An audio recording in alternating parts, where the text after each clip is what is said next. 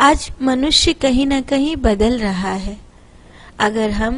राजनीति की हलचल में देखें, समाचार चैनलों को देखें, तो सबसे बड़ी समाचार चैनलों की कमी तो ये है कि वो भारत के सीमांत प्रांतों में क्या हो रहा है इसकी कोई न्यूज़ लेकर के नहीं आते हैं। ये उनका आलस्य है कि दिल्ली और दिल्ली के आसपास ही सिमट कर रह जाते हैं। भारत के सीमांत प्रदेशों में क्या चल रहा है उसकी कोई खबर न्यूज़ चैनल लेकर नहीं आते हैं कि किस प्रकार बंगाल में गुंडों का राज है कि कोई किसी को लूट ले या कोई किसी से कुछ छीन ले तो वहाँ कोई सुनने वाला नहीं है कि ये मंदिर क्यों तोड़ दिया या कि किसको क्यों लूट लिया या किसी बहन बेटी पर कोई ये करने वाला नहीं है, क्योंकि जो गरीब तबका है उसको फ्री चावल से मतलब है और जो गुंडा राज है उसको अपने अपने अपने वर्चस्व से मतलब है। और खालिस्तान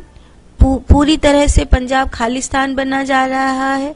कोई देखने को तैयार नहीं है। और जो सीमांत है, मिजोरम है, मणिपुर है, इम्फाल है, मैंने उन जगहों पर जाकर देखा है। जब मैं कथा सुनाने विश्व हिंदू परिषद की ओर से, हरि सत्संग समिति की ओर से, आरएसएस की ओर से जब इन प्रांतों में कथा सुनाने के लिए जाती हूँ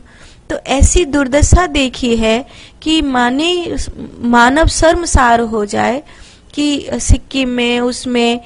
हिंदू धीरे धीरे धीरे धीरे खत्म हो रहा है। हिंदू बोल के कोई बचा ही नहीं है और हिंदुत्व की कोई आवाज नहीं उठा सकता। कोई साधु नहीं मिलेगा आपको वहाँ,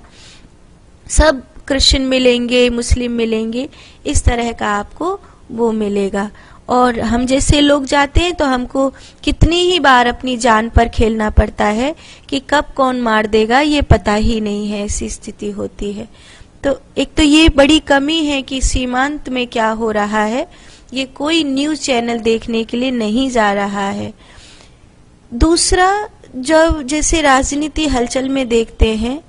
तो कितने मूढ़ लोग हैं मेरे भारत के हिंदू कि उनको ये नहीं दिखाई दे रहा है कि वो राजनेता जो देश को खा जाएंगे, वो अगर सब मिलकर घेर बना रहे हैं तो क्यों हम उनको वोट देने के लिए जाएं। अब हमें एक हो जाना चाहिए, क्योंकि ये 20-25 वर्ष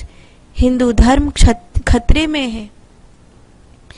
हम खतरे में हैं, हिंदू धर्म खतरे में है। इसीलिए अब हमें ये विचार करना होगा कि जब हिंदू धर्म खतरे में है, ये 20-25 वर्ष बाद अगर मेरा देश गुलाम होने के कगार पर है तो इन देशद्रोहियों को मैं पहचानूं, इन लुटेरों को मैं पहचानूं और अब वोट डालने के लिए जरूर निकलूं। ये बहुत जरूरी है कि आप उसे वोट डालने के लिए जाएं जो हिंदुत्व की रक्षा कर रहा है, जो मंदिर बना रहा है, जो किसी प्रकार से मेरे देश की मिट्टी की रक्षा कर रहा है। अब उन लोगों की जरूरत नहीं है जो देश को लूट के खा रहे हैं। आज बड़ा आश्चर्य हुआ कि देखो एक गुंडा मारा गया है और वो भी हार्ट अटैक से मरा है, बूढ़ा होके मरा है, लेकिन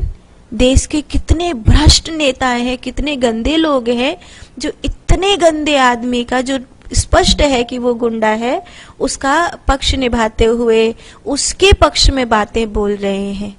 जो आज केजरीवाल दिल्ली में है उस अरविंद के प्रति आज इतना संवेदनशील व्यवहार कर रहे हैं कि उसके लिए मार्च निकाल रहे हैं। इससे ये पता होता है, इससे ये पता चल रहा है कि कहीं ना कहीं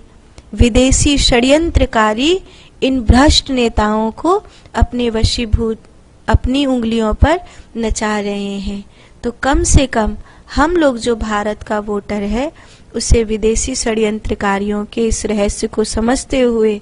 ये 20-25 वर्ष हैं, अगर हम अपने भारत को नहीं बचा पाए तो समझ लेना ये भारत गुलाम होगा, कत्लेआम होगा, हम हिंदुओं का अस्तित्व खत्म हो जाएगा, हम सनातन धर्मियों के लिए कुछ भी नहीं बचेगा। इसीलिए हिंदू धर्म को बचाओ और वोट डालने के लिए जरूर जाओ, प्रयास करो, आपको जाना